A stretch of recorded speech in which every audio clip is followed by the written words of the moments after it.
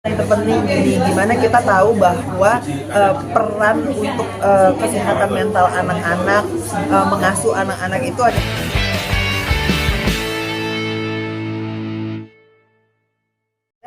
jauh dari ibaratnya nggak bisa kita kira-kira atau momennya kapan itu kan nggak bisa tiba-tiba meledak gitu aja. Nah yang paling terpenting adalah gimana caranya kita tuh nggak marah di depan anak ya gitu, nggak di depan anak aja sih atau di depan orang-orang banyak gitu.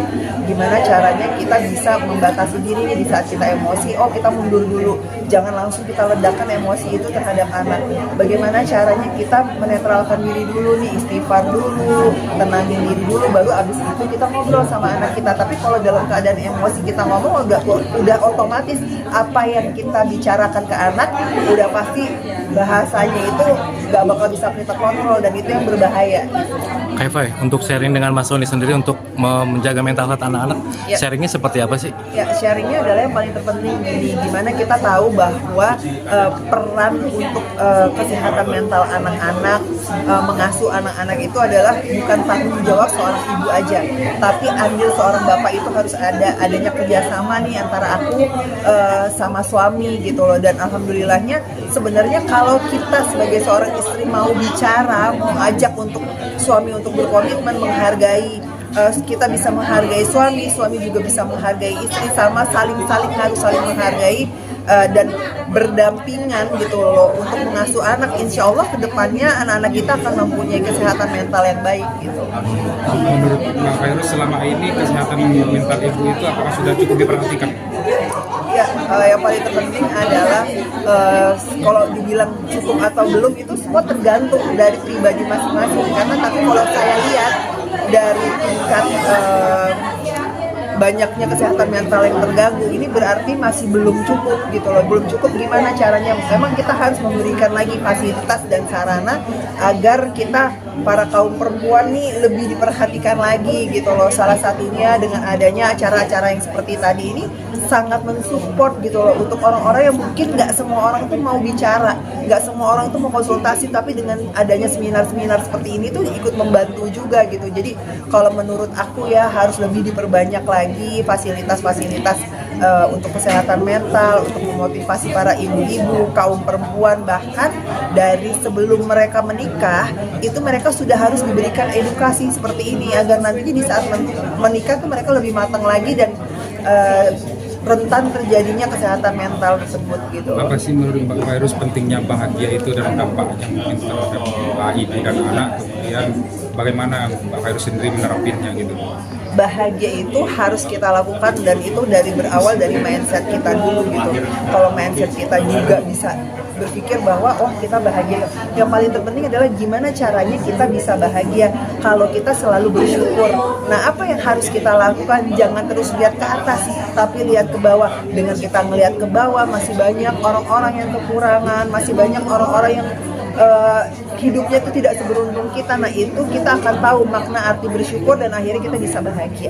Kak Eva, kamu sendiri menjaga mental health sendiri apalagi dunia selebriti ya maksudnya. Benar. Kemarin juga anak udah pada gede terus Mas Sony kemarin sempat sakit juga. Ya. Seperti apa sih menjaganya mental health? Menjaganya yang tadi aku bilang dengan berbagai macam permasalahan hidup yang pernah aku alamin, sampai akhirnya kemarin suami juga sempat sakit. Ujian Allah itu aku jadikan sebuah pertanda bahwa Allah itu sayang sama aku gitu, sayang sama aku, makanya aku diuji lagi kesabarannya gimana caranya aku bisa menangani semua permasalahan ini gitu.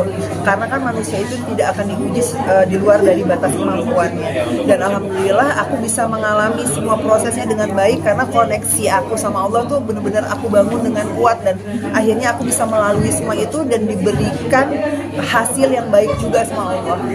Tapi pernah mengalami satu momen gak yang membuat kamu akhirnya sempat ke psikolog apa seperti apa? Pernah gak sih? Pernah.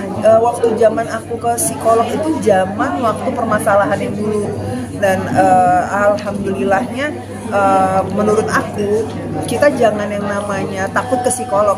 Orang yang ke psikolog itu bukan orang gila loh, enggak, jangan sampai kita pikir aku gila ya gue harus ke psikolog. Enggak, ke psikolog itu terkadang kita ada permasalahan hidup yang terlalu memang berat yang kita nggak bisa ngomong sama orang biasa, tapi kita butuh tenaga ahli. Dan menurut aku dengan adanya kita bisa konseling dan akhirnya kita bisa ngobrol, kita mempunyai sebuah jawaban dan akhirnya kita bisa hidup lebih sehat lagi. Berbicara soal yang ketergantungan gadget tadi, Ya. ini pemerintah ada wacana untuk pembatasan gadget 16 tahun ya. Kalau Ya, kalau di 16 tahun ke Australia, bawah. nah itu gimana?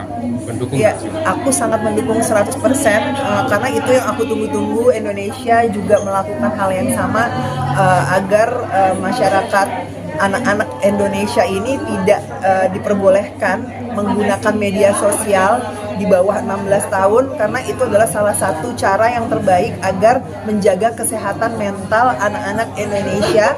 Dan karena memang kita nggak bisa nih memfilter semuanya gitu kan, nggak semuanya bagus di media sosial gitu, dan filternya itu nggak ada. Bayangkan orang-orang yang membangun dan membuat sebuah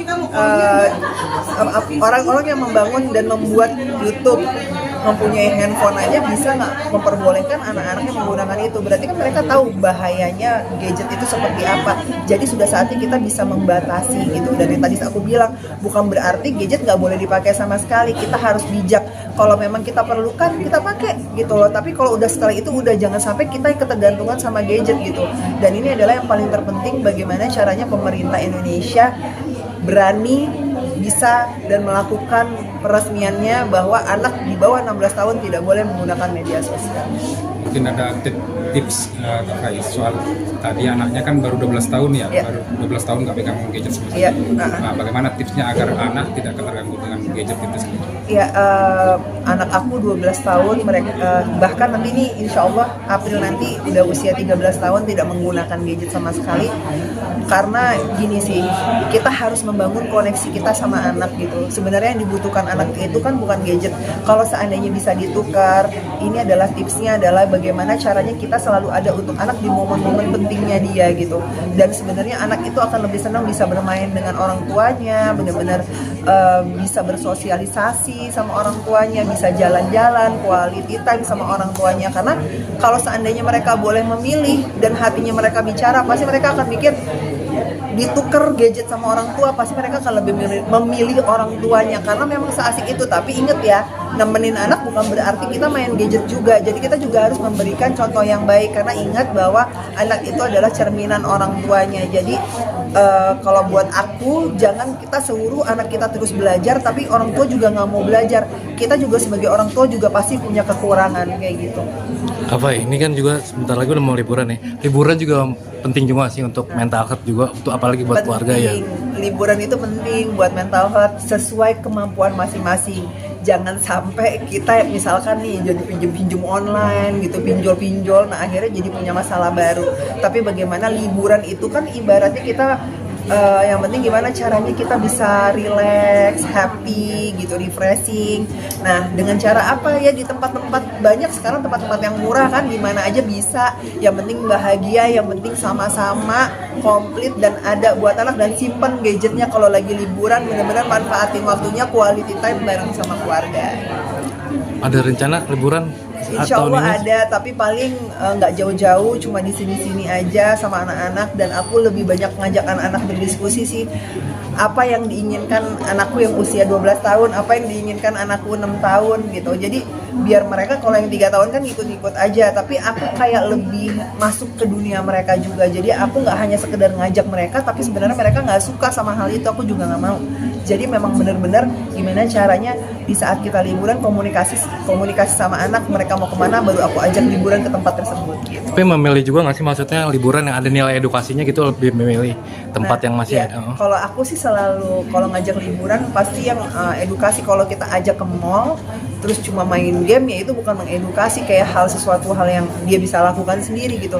Tapi kalau kita ngajak sesuatu hal yang permainannya mengedukasi, contohnya nih kayak main bola bareng, terus kayak main zaman dulu lah, permainan zaman dulu, petak umpet sama anak, main lari, galaksin, yang kayak gitu-gitu. Itu kan kayak happy banget anak-anak kan, pasti kalau bisa main sama orang tuanya, orang tuanya ada di deket dia, main bareng, ceria. Jadi mengeksplor tuh kayak contohnya aku tuh paling seneng kalau ngajak anak-anak itu misalkan ke kebun binatang juga iya, terus ke wahana bermain kayak tempat-tempat air, main-main air, kita ikut juga main sama mereka gitu, terus ke kayak naik kuda-kudaan, lebih ke alam kayak, terus yang di perkebunan nanam-nanam pohon bareng-bareng, kotor-kotoran gitu. Tapi selama itu mengedukasi, membuat mereka mau jadi belajar, mereka akan tahu keindahan alam yang ada, itu nggak jadi masalah buat aku. Yang penting mereka happy, terus mereka sehat, terus juga mereka bisa tahu sesuatu hal yang baru dan baik gitu. Kak Fai, untuk kondisi Mas Sony sendiri sekarang sudah pulih total apa seperti apa sih? Ya, kondisinya alhamdulillah sekarang udah jauh lebih baik, tapi memang obatnya masih terus berjalan. Insya Allah nanti sampai bulan Februari, dan insya Allah nanti di bulan Desember ini akan check up lagi dan akan tahu lagi perkembangannya seperti apa. Didoain aja, obatnya dari yang tadinya 25 tablet sekarang menjadi 10 tablet, dan kondisinya semakin kesini semakin baik lagi. Didoain aja semoga bisa semakin baik lagi, pulih, dan akhirnya tanpa obat sama sekali.